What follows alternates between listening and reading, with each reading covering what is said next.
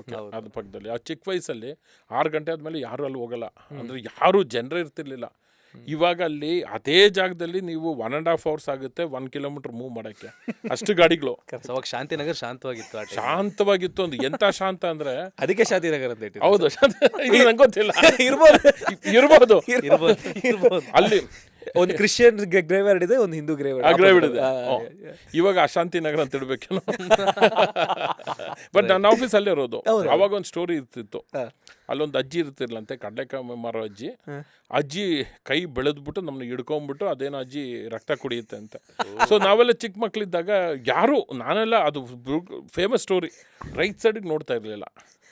Okay, 6 ಗಂಟೆ ಮೇಲೆ ಬರ್ತಾ ಇರಲಿಲ್ಲ.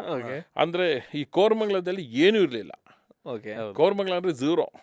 ಅಂದರೆ ಆಮೇಲೆ ನಮ್ಮ HSR ಇದೆಯಲ್ಲ, ನಮ್ಮ ಮಡಿವಾಳ ಡಾಲ್ಸ್ ಕಾಲನಿ, ನಾವೆಲ್ಲ ಮೀನು ಹಿಡಿಯೋದು ನೋಡಕ್ಕೆ ಹೋಗ್ತಿದ್ವಿ. ಮೀನು ಹಿಡಿಯೋದು ಅಲ್ಲಿ ಕೆರೆಯಲ್ಲಿ, BTM ಕೆರೆನಲ್ಲೇ. ಅಲ್ಲಾಗ ಸೈಕಲ್ ಇದು ಬಾಡಿಗೆ ತಗೊಂಡು ಬಾಡಿಗೆ ಸೈಕಲ್